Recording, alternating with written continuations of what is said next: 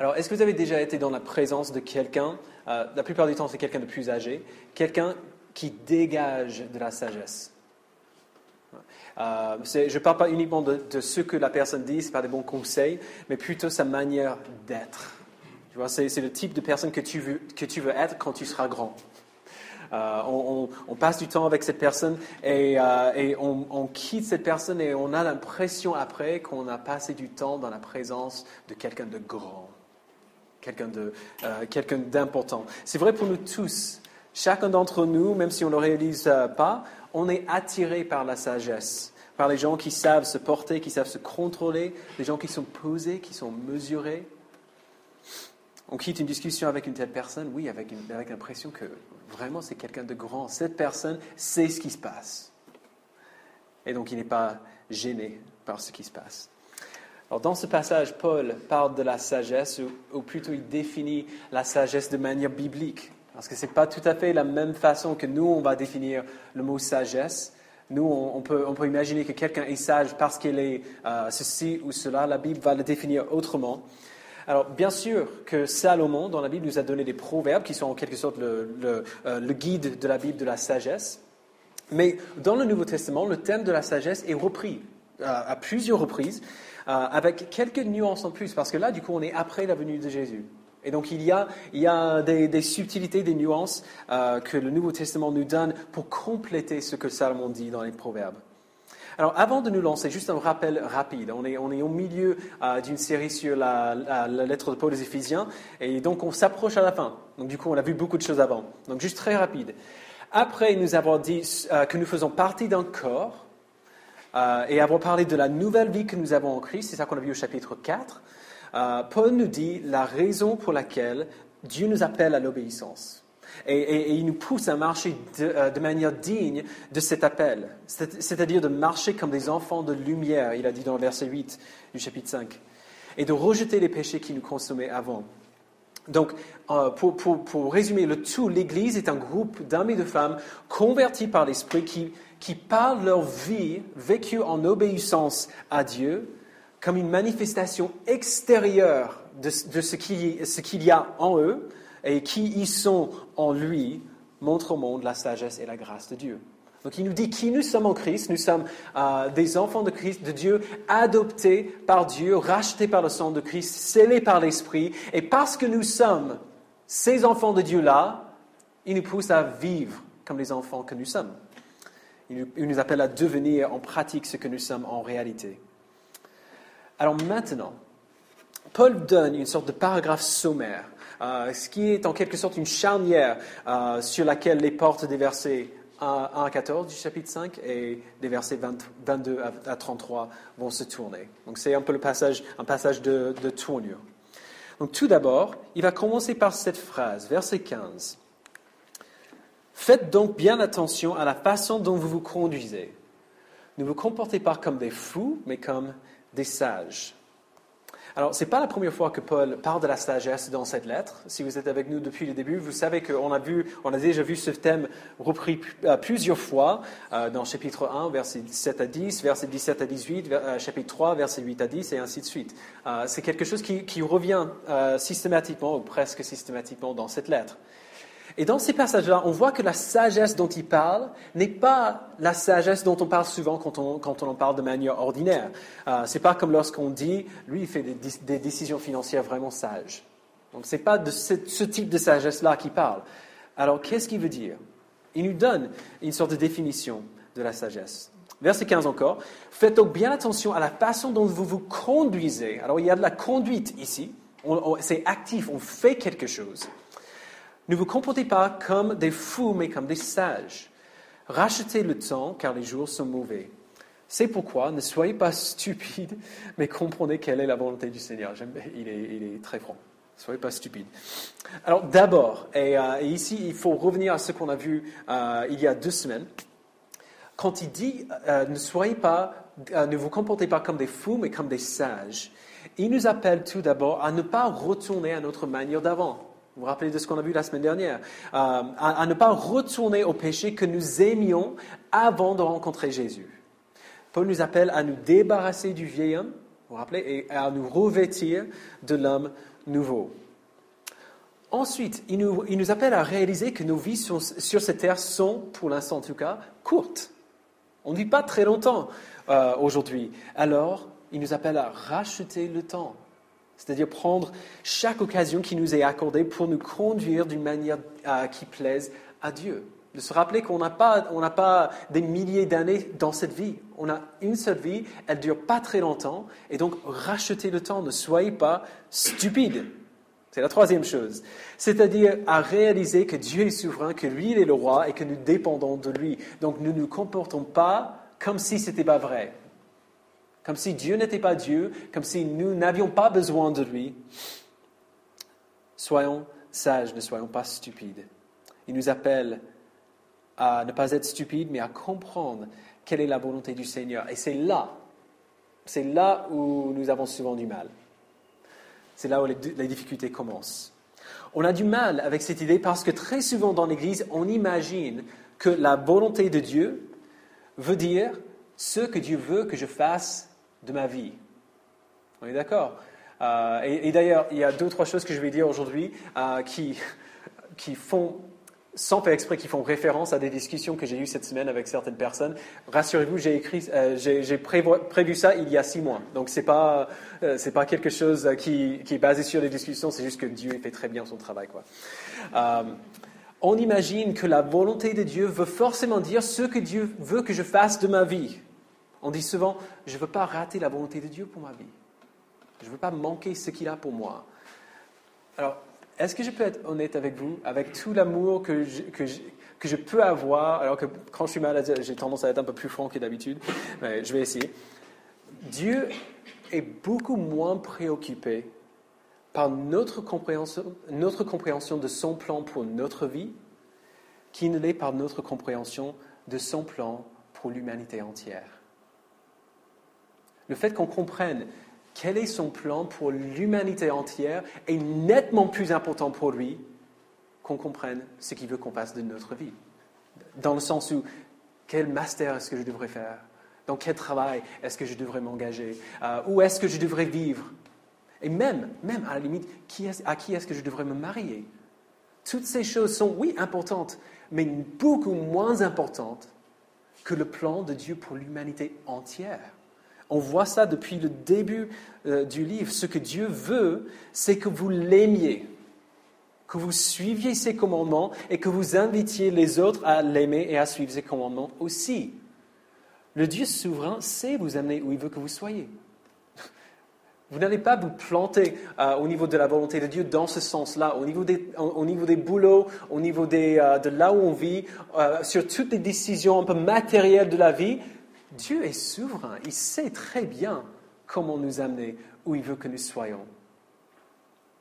Sa vraie volonté pour nous, la volonté qui presse sur nous avec beaucoup d'importance dans la Bible entière, c'est que nous soyons saints et sans défaut devant lui, en l'aimant et en le suivant. Voilà la volonté de Dieu. Et donc, dans la lettre de Paul aux Éphésiens, être sage, comprendre la volonté de Dieu, c'est toujours lié à son plan pour sauver des hommes et des femmes pécheurs. Toujours, toujours, toujours. Donc, quand vous lisez cette lettre et vous voyez la volonté de Dieu, ne pensez pas quel boulot il veut que je prenne, quelle maison il veut que j'achète, dans quelle ville il veut que j'habite. Quand il dit la volonté de Dieu, c'est son plan pour l'humanité. Donc, juste un exemple sur plusieurs qu'il y a dans ce livre. Chapitre 1, verset 8, il a parlé de la grâce de Dieu. Je vais le mettre sur l'écran. Il a parlé de la grâce de Dieu que Dieu nous a accordée avec abondance, en toute sagesse et intelligence. Il nous a fait connaître le mystère de sa volonté. Vous voyez le lien entre ces deux. Il nous a accordé sa grâce en toute sagesse et intelligence, en nous faisant connaître le mystère de sa volonté. Et il nous dit après, dans le chapitre 1, quelle est cette volonté? Dieu a créé le monde parfait, mais le monde a été corrompu par le péché. Alors il a envoyé son Fils pour vivre une vie parfaite et pour mourir de la mort que nous méritions afin d'absorber sa colère, afin que nous soyons unis à Dieu et unis les uns aux autres, afin de construire une nouvelle famille, un nouveau temple, afin que nous soyons purs et sans défaut devant lui. Tout cela comme un avant-goût du renouvellement de toute la création. C'est ça la volonté de Dieu. Pour vous. Précisément pour toi, c'est ça la volonté de Dieu pour ta vie. Si vous ne ratez pas ça, vous n'allez pas rater grand-chose. Alors nous sommes appelés à comprendre sa volonté. Et on a vu du contexte des passages précédents, des passages qui viennent avant ces versets dans le chapitre 5, qu'un aspect très important de cette compréhension est de faire sortir ce que nous connaissons dans notre vie de tous les jours. De ne pas nous limiter à ce que nous comprenons intellectuellement, ce que nous connaissons intellectuellement, mais de faire en sorte que l'Évangile modèle non seulement comment nous voyons nous-mêmes, mais aussi comment nous répondons à cette connaissance de qui nous sommes. Si on sait qui nous sommes et qui est Dieu, si nous savons quel est son plan pour nous, nous sommes appelés à agir ainsi. Encore une fois, son plan pour nous, c'est qu'on soit avec lui. C'est qu'on fasse partie de sa famille. Si nous savons quel est son plan pour nous, qui nous sommes et qui il est, nous sommes appelés à agir comme si c'était vrai, à nous comporter de manière digne de cet appel. Alors pour résumer tout cela, voici une définition de la sagesse comme Paul l'entend ici. La sagesse veut dire comprendre le plan de Dieu pour le salut de nous-mêmes et du monde entier à un tel point que nous vivions des vies transformées. Okay? La sagesse, c'est comprendre le plan de Dieu pour le salut du monde à un tel point que nous vivions des vies transformées. Donc c'est à ça que Paul nous appelle dans ce passage. Alors maintenant, la question qu'on a envie de poser, c'est comment devenons-nous sages ? Comment être sage comme ça, dans le sens biblique du terme ? Quel est le moyen que Dieu nous donne de nous conduire, pas comme des fous, mais comme des sages ? Il nous dit au verset 18, « Ne vous enivrez pas de vin, cela mène à la débauche. Soyez au contraire remplis de l'esprit. » Alors, qu'est-ce que ça veut dire du coup ? Là, du coup, on tombe aussi sur un passage qui est un petit peu difficile. Si l'idée de comprendre la volonté de Dieu pour ma vie a été malmenée dans l'Église, cette idée d'être rempli de l'esprit, d'autant plus, beaucoup plus. Souvenons-nous que le contexte doit toujours alimenter notre interprétation. Okay, donc il ne parle pas ici des dons spirituels, des dons de prophétie, parler en langue, des choses comme ça. Il en parle dans 1 Corinthiens 12, 1 Corinthiens 14. Donc il y a un Dieu pour parler de ces choses-là, mais ici, ce n'est pas ça. Le contexte de ce passage nous dit que Paul parle des vies saintes, produites par une compréhension surnaturelle de notre identité en Christ.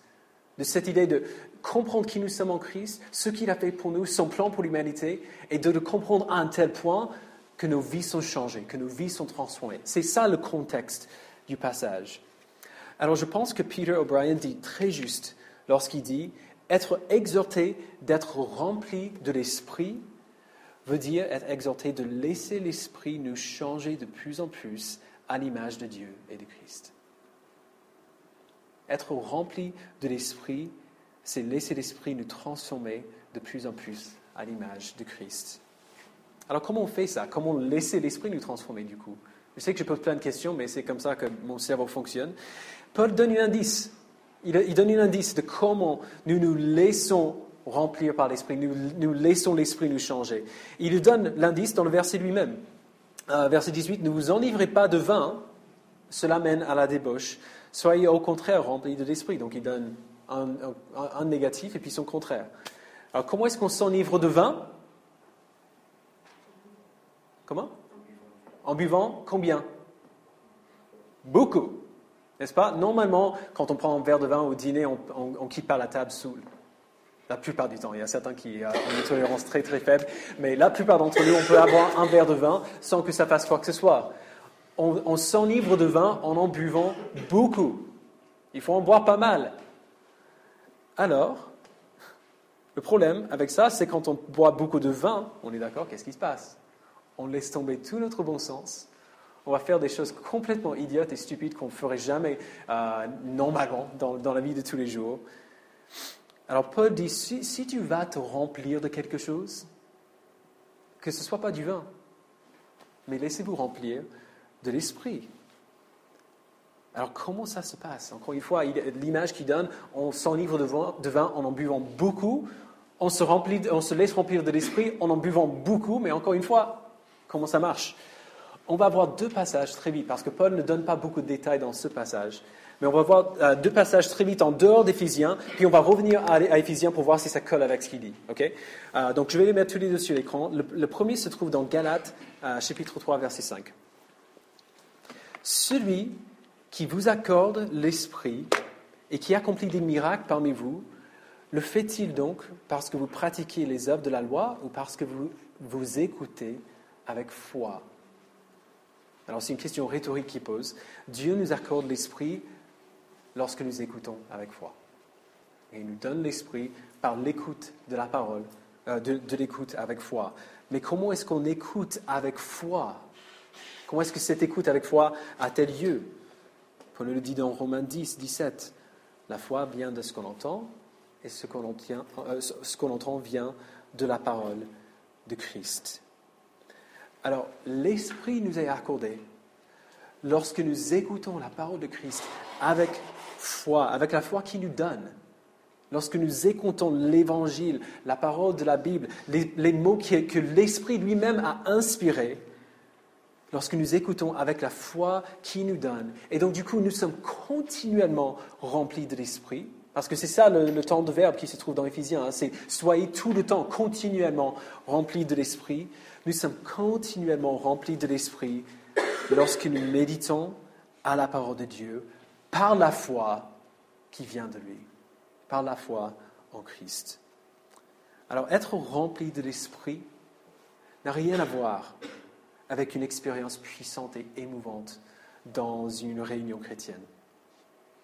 Alors, je ne nie pas. Parfois, une expérience comme ça fait beaucoup de bien. Si vous avez déjà fait cette expérience-là, c'est un pasteur écossais qui s'appelle Sinclair Ferguson pour vous les anglophones. Il a donné cette image qui est excellente. Ces moments quand on est dans une réunion où vraiment Dieu fait quelque chose et c'est puissant et c'est émouvant, c'est comme Dieu qui marche avec... on imagine que nous sommes un petit enfant, des petits-enfants, et Dieu, il marche avec nous et puis d'un seul coup, il va faire oui, comme ça, pour nous lancer dans l'air, comme je fais avec mon petit très souvent. Je vais le jeter très haut et puis je vais le rattraper. Et du coup, il aime beaucoup ça. Ça fait beaucoup de bien. Des expériences comme ça, c'est Dieu qui fait ça avec nous. Qui nous prend par la main et qui fait « waouh » comme ça. Mais la plupart du temps, la vie n'est pas ça, on est d'accord. La plupart du temps, la vie, c'est marcher main dans la main avec notre Père. Et la rassurance que la Bible nous donne, c'est que nous marchons bel et bien main dans la main avec notre Père. Notre vie ne tourne pas autour des expériences émotionnelles, mais autour de la confiance que nous avons, que nous marchons main dans la main avec notre Père. Alors c'est en écoutant la parole avec foi que l'Esprit nous est accordé. Et si nous voulons être continuellement remplis de l'Esprit, nous nous tournons continuellement avec foi à la parole que l'Esprit a inspirée. Et on voit que ça colle très bien avec ce que Paul dit dans cette lettre. Si vous êtes là depuis quelque temps, vous le savez. Par cette parole, nous nous encourageons mutuellement. Par cette parole, nous nous disons la vérité avec amour. Par cette parole, nous grandissons dans la foi. Par cette parole, nous sommes remplis de l'Esprit. Alors, avec tout cela établi, donc ça c'est juste le fondement, ça c'est le début. Paul va nous dire maintenant à quoi ressemble tout cela dans le contexte de la communauté. Donc il revient un petit peu à son sujet de la semaine dernière. Alors je ne vais pas en parler en détail, mais la traduction française ici de ce passage, de ces versets 19 à 21, est un peu trompeuse. La traduction est un peu trompeuse. Les verbes qui suivent l'exhortation d'être remplis de l'esprit, donc dites-vous, chantez, célébrez, remerciez, soumettez-vous et ainsi de suite, ne sont pas dans la langue originale des impératifs.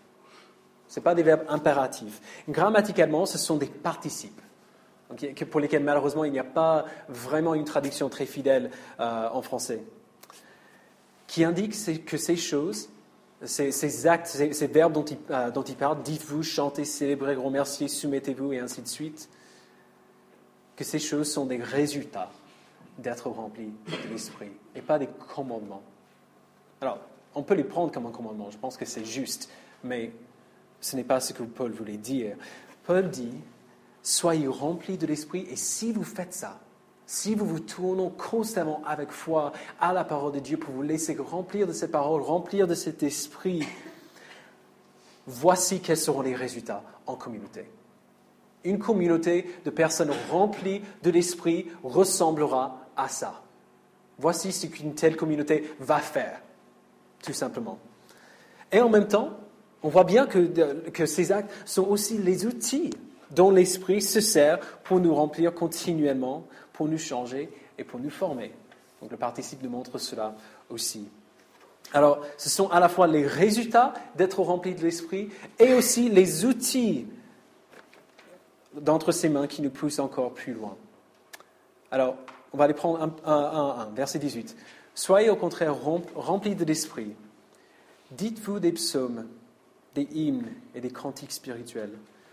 Chantez et célébrez de tout votre cœur les louanges du Seigneur. » Alors, on pourrait être tenté d'imaginer que selon ces versets, la vie chrétienne ressemblera à une espèce de comédie musicale où à chaque fois qu'on veut dire quelque chose de la Bible, on va spontanément commencer à chanter et puis danser un petit peu. Rassurez-vous, ce n'est pas ça qu'il dit. Il parle des moments où on se réunit pour louer le Seigneur. La plupart du temps, quand on est à table, on ne chante pas. C'est le moment où on chante ensemble, c'est ce moment-là. C'est le moment du culte, c'est la réunion de la communauté, nos rassemblements communautaires, nos cultes. Alors, vous êtes-vous déjà demandé pourquoi le livre le plus long de la Bible, c'est le livre des psaumes? Pourquoi on chante quand on se réunit ensemble? Pourquoi on fait ça? Il n'y a pas beaucoup de groupes qui font ça. Si Jonathan, par exemple, il allait à son équipe d'aviron le dimanche matin avant de venir ici et il commençait à chanter des chansons avant de se mettre dans le bateau, ce serait un peu bizarre. Normalement, les groupes qui se réunissent pour d'autres raisons ne chantent pas ensemble la plupart du temps. Alors pourquoi nous on le fait? Pourquoi la Bible met tellement d'accent sur le fait de chanter? John Piper le dit de manière merveilleuse. Il dit, la musique et le chant sont nécessaires pour la foi chrétienne, pour une raison simple. Les réalités de Dieu et de Jésus, de la création et du salut, du paradis et de l'enfer, sont tellement grandes que lorsqu'on les saisit véritablement, elles nécessitent plus que la discussion et l'analyse et la description. Elles nécessitent la poésie, le chant, la musique. Chanter, c'est la manière chrétienne de dire Dieu est tellement grand que réfléchir ne suffit pas. Il doit y avoir des affections profondes. Et parler ne suffit pas. Il doit y avoir le chant. Alors, je dois confesser que j'ai fait une erreur à cet égard en tant que votre pasteur jusqu'ici. C'est la première fois que je fais ça dans l'Église, donc vous êtes là pour un moment historique. Depuis le début de l'Église Connexion, on a beaucoup mis l'accent sur la communauté. Si vous êtes là, vous savez bien qu'on parle beaucoup de ça. Notre toute première série de messages dans l'Église était sur le sujet de la communauté, et on en parle tout le temps. Alors, nous croyons fermement dans cette Église que l'Église n'est pas simplement une réunion à laquelle on assiste le dimanche, mais un groupe de personnes qui vivent leur vie ensemble, ont une communauté centrée sur l'Évangile et qui, par leur vie, incarnent l'Évangile au monde. Alors tout cela, c'est vrai, c'est bon, c'est juste. Tout ce qu'on voit depuis quelques semaines nous le confirme. Et Dieu merci, vous avez saisi cela.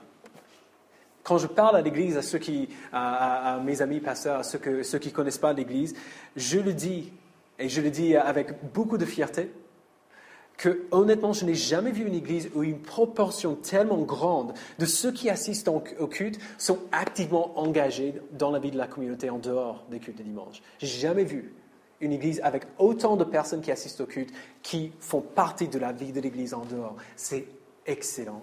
Ça m'encourage beaucoup. Je suis très reconnaissant.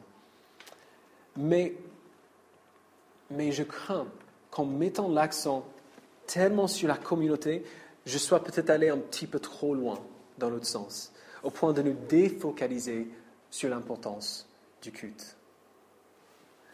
Et je ne parle pas uniquement de la prédication, parce que quand vous êtes absent, la plupart du temps, vous écoutez le message en ligne. Donc c'est très bien. Je parle du fait de faire du rassemblement de louer ensemble avec les frères et sœurs une priorité. Plusieurs d'entre nous semblent penser que si nous participons à d'autres événements de l'Église, si nous participons à la vie de la communauté, notre présence au culte de dimanche n'est pas très importante. Alors voici un petit test pour voir si vous tombez dans cette catégorie-là. Lorsque vous avez l'occasion de partir pour un week-end, est-ce que c'est une décision facile? Ou est-ce que ça vous fait de la peine? Alors, j'ai pas envie, et je vais expliquer pourquoi je parle de tout ça dans un instant, mais je n'ai pas envie que quelqu'un me dise « Jason a dit que c'est un péché de rater un culte » et qu'on m'étiquette comme légaliste. Il y a une sacrée différence entre le légalisme et la discipline. Le légalisme, c'est quand on dit que pour être en bon terme avec Dieu, il faut faire X. La discipline, c'est quand on dit, puisqu'on est en bon terme avec Dieu, on va faire tous nos efforts pour s'aligner avec sa volonté pour son peuple. Alors, il n'y a aucune règle dans la Bible qui dit qu'on doit être là tout le temps. Moi-même, dans quelques semaines, je serai parti pour une retraite. J'ai été invité pour parler à une retraite d'hommes ailleurs. Mais en même temps, ce n'est pas quelque chose à prendre à la légère non plus. Car tout ce que dit Paul depuis 2 semaines, par rapport à notre manière de vivre ensemble, notre manière de nous aider les uns les autres, de nous édifier les uns les autres dans la foi, tout ce qu'il dit avant ce passage trouve son expression la plus complète lorsque la communauté loue ensemble. Lorsque nous chantons ensemble, lorsque nous louons le Seigneur ensemble. Il y a 2 dimensions à l'œuvre dans la louange communautaire. Il y a une dimension horizontale. Vous voyez ce qu'il dit? Dites-vous des psaumes, des cantiques et des hymnes spirituels. Dites-vous des psaumes. Et il y a aussi une dimension verticale. Chantez et célébrez de tout votre cœur les louanges au Seigneur. Donc il y a 2 choses qui se passent. Lorsqu'on loue ensemble par le chant, lorsqu'on se rassemble pour louer ensemble, nous servons Dieu et nous servons les uns les autres. On le voit déjà bien ici, mais on le voit encore plus clairement dans Colossiens 3, verset 16, où Paul dit presque exactement la même chose qu'ici, presque. Je vais mettre sur l'écran. Il dit que la parole de Christ habite en vous dans toute sa richesse. Instruisez-vous et avertissez-vous les uns les autres en toute sagesse. Par quoi? Pas des paroles, par des psaumes, par des hymnes, par des cantiques spirituels. Chantez pour le Seigneur de tout votre cœur sous l'inspiration de la grâce. Par nos chants, par nos voix élevées ensemble dans le chant, nous nous instruisons, nous apprenons les uns aux autres les vérités de l'Évangile. Et on les fait d'une autre manière que simplement parler. Le fait de chanter la vérité n'est pas la même chose que de simplement dire la vérité. L'impact est très différent. Nous nous montrons que les vérités de l'Évangile sont tellement glorieuses et puissantes que simplement en parler ne suffit pas. Ces vérités demandent beaucoup plus que la discussion et l'analyse. Elles demandent la poésie et le chant et la musique. Alors ensuite, verset 20. Remerciez constamment Dieu le Père pour tout, au nom de notre Seigneur Jésus-Christ. Une communauté de croyants remplie de l'Esprit sera une communauté reconnaissante. Reconnaissante, pas plaignard. Voilà. Pas plaintif, merci. Et c'est celle qui est malade aussi qui trouve plus vite. Bien. Bref. Une communauté de croyants remplie de l'Esprit sera une communauté reconnaissante. Paul est extrême ici. Vous avez vu ce qu'il dit? Remerciez constamment Dieu le Père pour tout. Constamment et tout, ce n'est pas des petits mots. On a souvent tendance, pas forcément à nier que nous sommes bénis, mais à simplement ne pas remarquer les bénédictions que nous avons. À ne pas voir toutes les bénédictions que nous avons reçues. On ne prête pas attention aux bénédictions qui sont à nous. La bénédiction d'une bonne tasse de café, ou une bonne tasse de thé, si vous préférez ça. Il y a beaucoup ici qui préfèrent le thé. Ou une bonne nuit de sommeil. Une fois que vous serez parents, vous allez apprécier ça nettement plus. Une bonne nuit de sommeil. Ou un dîner entre de bons amis. Ou un livre qui est vraiment très stimulant. Toutes ces choses sont des bénédictions, des cadeaux que nous avons reçus de sa part. Nous ne remarquons pas ces choses comme des bénédictions parce que, déjà, nous sommes encore des pécheurs. Nous sommes des pécheurs. Le pessimisme, se plaindre, est devenu notre mode de pensée naturel, malheureusement. Et aussi parce que parfois, nous avons vraiment mal. Parfois, on vit des choses qui font mal. Alors, comment remercier Dieu constamment et pour tout, même au milieu de la douleur, même au milieu de la difficulté, de la lutte, de la perte? Eh bien, nous pouvons être reconnaissants pour tout parce que nous savons que même notre douleur, aussi difficile que c'est pour nous de le croire, même notre douleur est entre les mains d'un Dieu souverain qui fait toutes choses selon le conseil de sa volonté, comme Paul dit dans le chapitre 1, verset 11. Que Dieu fait toutes choses selon le conseil de sa volonté, et que s'il a permis la douleur pour nous, c'est toujours pour nous ramener plus près de la joie que nous aurons à le connaître. Toutes choses concourent au bien de ceux qui aiment Dieu et qui sont appelés par lui. C'est un verset qu'on jette souvent, mais dont la vérité n'est pas à nier. Toutes choses concourent au bien de ceux qui aiment Dieu et qui sont appelés par lui. Alors, ça ne veut pas dire faire semblant que tout va bien alors que ce n'est pas vrai, alors que ça ne va vraiment pas.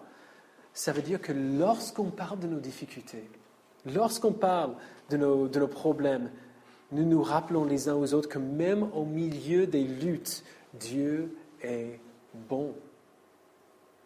Je dis souvent, et s'il y a un endroit où on devrait pouvoir dire que ça ne va pas, qu'on lutte avec quelque chose, qu'on n'est pas parfait, ça devrait bel et bien être ici. S'il y a un lieu où on devrait pouvoir aller sans porter un masque pour faire semblant que tout va bien, c'est ici. Mais quand nous le faisons, quand nous sommes honnêtes avec les problèmes par lesquels nous passons, nous nous rappelons les uns aux autres que même au milieu de ces luttes, Dieu est bon. Dieu est bon. Lorsque nous remercions constamment le Seigneur pour tout, les défis de la vie ne piquent pas autant. C'est pas que ça fait pas mal, mais ça fait moins mal. Parce qu'on sait pourquoi la difficulté est là. Peut-être pas précisément, mais on sait au moins que notre Dieu souverain nous a permis cela pour une bonne raison. C'est quand je vais dire non à mon fils quand il veut un bonbon de plus et je vais lui dire non. C'est pas que je ne l'aime pas. C'est justement parce que je l'aime que je le prive de ce qu'il veut. Alors il va piquer une crise, évidemment, il ne sera pas content. Il va comprendre un jour que je veux son bien et que je veux sa joie et que s'il se perd toutes les dents, ce sera un peu plus difficile. Bref.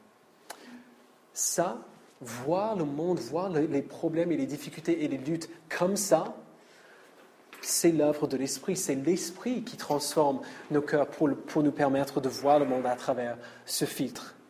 Alors, une communauté de personnes remplies de l'Esprit sera une communauté reconnaissante. Et puis, tout dernièrement, verset 21. Soumettez-vous les uns aux autres dans la crainte de Dieu. Alors, nous allons en parler beaucoup plus dans les semaines à venir quand on parlera du passage épineux qui suit celui-ci, concernant les hommes et les femmes et le mariage. Donc, si vous ne voulez pas rater, ça va être drôle. Mais le contexte des chapitres passés qu'on a déjà vus ensemble nous dit ce qu'il entend par cela, par soumettez-vous les uns aux autres dans l'amour. Il ne parle pas de l'obéissance mutuelle, comme nous nous soumettons à Dieu, mais le service mutuel. Vous vous rappelez du chapitre 4, où on a vu que lorsque chaque membre de la communauté fonctionne correctement, nous travaillons toujours en partenariat, les uns avec les autres, en partenariat avec les autres membres, pour nous faire grandir dans la foi, que chaque chrétien fait partie d'un corps qui est plus grand, et lorsque chaque membre grandit en Christ et fonctionne correctement, le corps tout entier s'édifie dans l'amour. Vous vous rappelez de ça? Chaque partie du corps sert les autres pour que le corps tout entier s'édifie dans l'amour. Et ce service mutuel, cette soumission mutuelle, s'exprime dans chaque relation et dans chaque activité que nous poursuivons ensemble. Lorsque nous louons ensemble, nous nous soumettons les uns aux autres. Parce que nous ne pensons pas uniquement à ce qui nous fait du bien par ce chant, mais nous pensons aussi au fait que quand je chante avec mon cœur tout entier, mes frères et mes sœurs sont instruits et exhortés par le chant que je chante. C'est d'ailleurs pour cela qu'on lève nos mains quand on chante, pour certains, que c'est pour ça qu'on tape dans les mains, c'est pour ça qu'on chante de plein poumon. C'est pas pour donner le rythme qu'on fait ça. C'est pour exprimer notre dévotion à Dieu, mais aussi pour encourager nos frères et nos sœurs, leur montrer que ces vérités valent autant d'émotions que ça. Lorsque nous nous parlons les uns aux autres, nous nous soumettons les uns aux autres. Nous nous posons des questions. Nous nous intéressons les uns aux autres. Nous avons des discussions parfois difficiles, mais pour le bien des autres. Lorsque nous étudions la Bible ensemble, que nous prions ensemble, que nous prenons un café ensemble, que nous allons au cinéma ensemble, tout ce que nous faisons est un acte de soumission mutuelle dans lequel nous cherchons et nous saisissons toute occasion pour servir celle et celui à côté de nous. Dans tout ce que nous faisons en tant que chrétiens, en tant que communauté, nous nous soumettons les uns aux autres, nous nous servons les uns les autres pour l'avancement mutuel dans la foi. Alors pour conclure, nous avons appris ce que Dieu a fait pour nous en Christ. Nous avons appris que nous sommes adoptés par lui et unis à Dieu et aux autres. Nous avons appris que nous sommes liés les uns aux autres et que c'est ensemble que nous grandissons, que nous avons besoin les uns des autres. Et alors que nous méditons sur les paroles inspirées de l'Esprit dans la Bible, nous sommes continuellement remplis de l'Esprit. Donc nous rassemblons aussi souvent que possible, même quand ça ne nous convient pas très bien, pour chanter les louanges à notre Dieu avec tout notre cœur, pour nous édifier et pour nous instruire mutuellement dans la foi. Nous sommes reconnaissants en toute occasion, même celles qui sont douloureuses. Et nous nous servons les uns les autres. Nous mettons les besoins de nos frères et de nos sœurs au-dessus de nos besoins à nous. Est-ce qu'on ne peut pas voir qu'une communauté qui vit ainsi donnera un avant-goût excellent du paradis? Que c'est quelque chose qui tente? Si on voyait vraiment une communauté qui vivait la vie comme ça, est-ce que vous voyez bien que c'est attirant? C'est pas sans raison que des gens, un groupe de personnes qui vit ainsi serait attirant. Comme Paul a dit concernant ses frères juifs dans Romains 11, elle rendra jaloux les non-croyants de la meilleure manière possible. Elle montrera au monde la sagesse et la grâce de Dieu et donnera envie à ceux qui ne le connaissent pas de le connaître. Alors, si vous n'êtes pas croyant aujourd'hui, voici la bonne nouvelle pour vous. La seule chose qui rend possible tout cela, une vie comme ça, c'est la foi dans l'œuvre accomplie de Jésus pour nous. Et aucun être humain, personne ici, ne peut créer cette foi pour lui-même, pour elle-même. C'est l'Esprit qui fait ce travail-là. Et s'il a fait pour n'importe qui ici, il peut le faire pour n'importe qui ici. Nous venons à Christ parce que Christ le vaut. Et parce que l'Esprit nous a aidés à voir cela.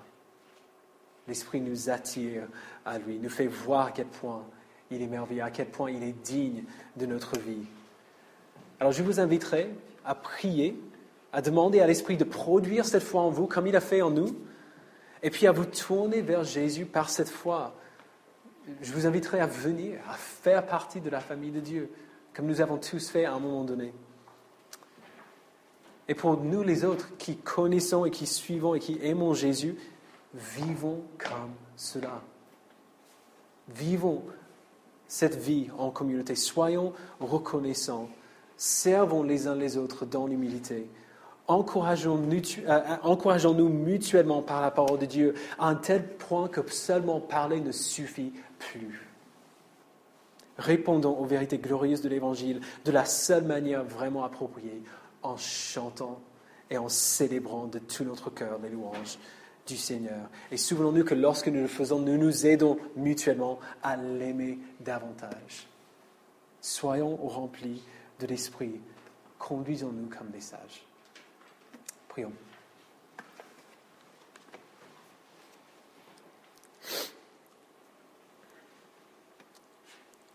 Père, nous te remercions pour ta grande bonté envers nous, que nous apprécions à peine, que nous reconnaissons à peine. Je prie que tu nous pardonnes, Père, des moments où nous avons été égoïstes, des moments où nous avons plus pensé à ce qu'il nous faut, aux raisons pour lesquelles on vient à l'Église, pour des moments où ces raisons-là étaient des raisons égoïstes. Je viens à l'Église parce que j'ai besoin de quelque chose. Alors c'est vrai que lorsque nous venons dans ta présence, tu nous donnes ce qu'il nous faut, tu nous donnes notre pain quotidien, spirituel. Mais en même temps, Père, je prie que tu nous donnes de voir que nous avons besoin les uns des autres et que nous sommes aussi responsables les uns des autres. Que ce n'est pas seulement que j'ai besoin de mes frères et sœurs, mais que mes frères et sœurs ont aussi besoin de moi. Donne-nous, Père, de nous encourager mutuellement par la louange que nous faisons ensemble. Et puis que cette louange fait dégager une reconnaissance qui est présente en toutes circonstances, peu importe ce par quoi on passe. Donne-nous, Père, d'être reconnaissant même au milieu de la détresse, même au milieu de la douleur, parce que nous savons que tu es notre Père et que tu es un bon Père et que tu ne fais rien par méchanceté, mais pour notre bien. Donne-nous, Père, de nous servir les uns les autres, de nous soumettre les uns aux autres. Fais de nous ce type de communauté-là. Fais que notre communauté donne envie à ceux qui ne te connaissent pas de te connaître. Merci, Père. Au nom de ton Fils. Amen.